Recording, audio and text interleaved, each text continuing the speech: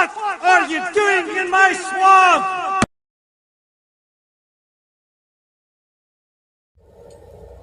Hello everybody, this is Ogre Boy, and I'm going to be doing my review for the 2017 movie Transformers: The Last Knight. So this is the 5th movie in the Transformers franchise, and in this movie the humans are at war with the Transformers and stuff still after the events of the previous movie, and the Transformers are kind of like in hiding and stuff. Optimus Prime isn't on Earth, he's drifting through space going to Cybertron to try to find out some more secrets about the Transformers past on Earth and everything.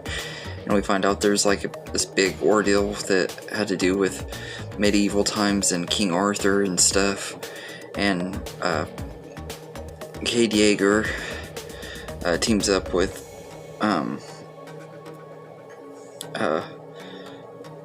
Sir Edmund Burton and Vivian Wembley to try to find this magical staff that will be able to help stop this war and everything, and stop the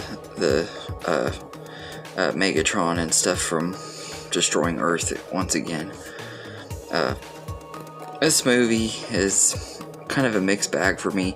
There are a lot of things I like about it. There are some fun moments in here, but it's definitely not one of my favorites in the franchise. It's not quite as bad as some people say. I know most people say it's the very worst in the franchise. I wouldn't go that far, but it's definitely not as good as by this point in the franchise. I'm just kind of losing my interest and stuff, which is kind of sad because I love this franchise for a long time and everything, and I think it's an okay turn your brain off movie franchise. But what really kind of takes it down a little bit is this movie is way too long and has way too many storylines going on and everything. They should have cut out some of the stuff in this movie and made it at least 30-40 minutes shorter and stuff, and I think then it would have been probably just about right and everything. But it's an okay movie. I don't think, like I said, it's definitely not near as bad as most people say.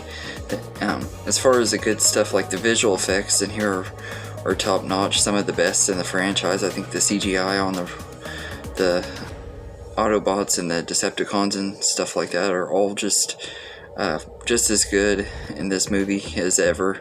Like they look really good, and it shows how the technology has moved on in this franchise from the time the first one came out and everything.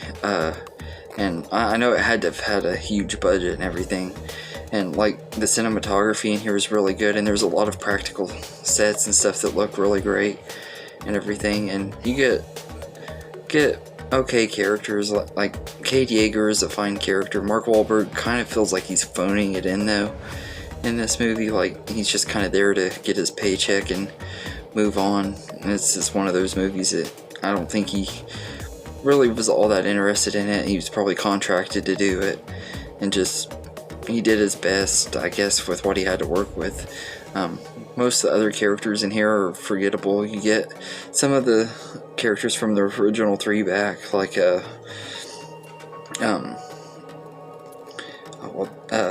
Seymour Simmons, played by John Turturro.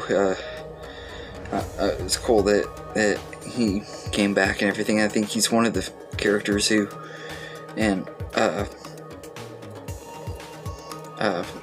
has been in most of the franchise. I think he was in an Age of Extinction, but I like him in here, although he's not as fun in this one as he is the other ones. But it was cool getting to see him back though, and getting Josh Duhamel back, as well as William Lennox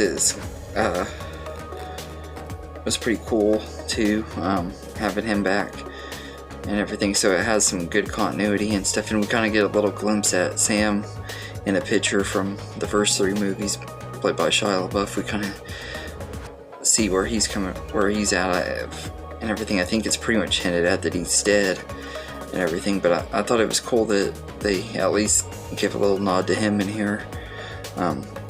But really the one that really stood out the most out of all of the acting in this movie is Anthony Hopkins. I honestly thought he was going to be really miscast in this movie, and he wouldn't fit into a Transformers movie very well, but whenever he was on screen, he just totally stole the show, and I absolutely loved him in this movie. I think he's really, really likable and everything, and I really liked him in here, and thought he was really good. And then the Autobots and stuff are all still pretty good and stuff. You got Bumblebee once again being awesome and stuff, and get to see Willie back from Dark of the Moon, which he was not really a character that I was really big on and everything, but it's cool that they brought him back too. And I do wish that Optimus Prime was in this movie more. He's not in it near as much as the other ones. It's kind of like with the second movie, he's gone through a big chunk of it, but he still cool, and I like how he becomes Nemesis Prime and stuff for a brief little bit. I wish it would have been longer though. Like, it would have been kind of cool to see him do a lot more damage and stuff, but the fight between him and Bumblebee was done really well and everything. I like that about this movie, and I like that we actually get Bumblebee's voice and stuff too. That was kind of cool. Getting to hear what he actually talks like and stuff. And then another character that I absolutely love is Cogman, this butler robot that's he works for Edmund Burton, and he's really likable and funny and stuff. I liked him quite a bit. So it had some good robot characters in here too and everything. So I don't think the characters and stuff are as bad, but like I said, the story just has way too many plot lines. It's really kind of incoherent and stuff, and it's not near as good as it could have been.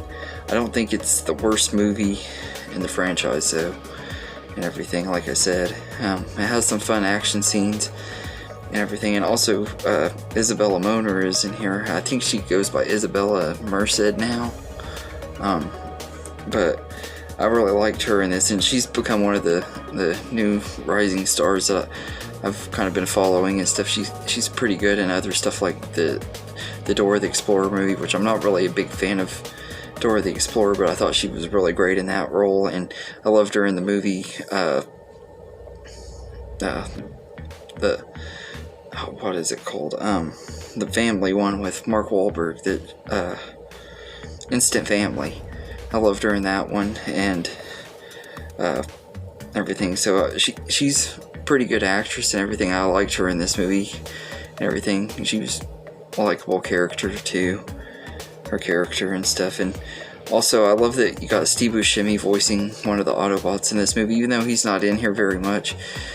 Having Steve Buscemi in here just makes it a little bit better, like kind of like with John Goodman, and he's in here too. Like, those are two of my favorite character actors, and getting them to do voices in this movie and stuff was kind of cool and everything. So, and also I thought it was cool they brought Stanley Tucci back and everything, but this time he's playing the Wizard Merlin. I like the little mythology and stuff they brought into the movie at the beginning with the whole flashback scene. If the entire movie would have been set in medieval times, I think it actually could have been a pretty decent prequel, and it would have been a lot better and everything. But this movie felt like it could have been a lot better. It's not a horrible movie, but it's definitely not real great, and it really didn't need to be like 2.5 hours or a little bit over 2.5 hours. It really should have been shorter than it was, but it's an alright movie. I'd say I'd give it a 7 out of 10. I handle watching it every now and then. It's not one that I want to revisit very often, but I do have a little bit of enjoyment with it and stuff. And it was the first Transformers movie I got to see in the theater and stuff, and I enjoyed it a lot more when I saw it in the theater and stuff. It was a really fun popcorn movie and everything when it came out and stuff, kind of like how the Fast movies are fun popcorn movies too, except I personally feel like that franchise is definitely way better than Transformers. But I think this movie's okay. you know what you're gonna get with these kind of movies and everything. So that's why it doesn't bother me quite as bad as it does some people. I don't go to these movies for deep, thought-provoking storytelling and stuff like that. They're just fun, turn your brain off movies, watching giant robots fight each other and stuff and everything. But could have been a lot better, could have been a lot worse. It's definitely not one of the best in the franchise though. But yeah, so let me know in the comments what you think of Transformers Last Night, and hope you enjoyed this video, and have a good day, everybody.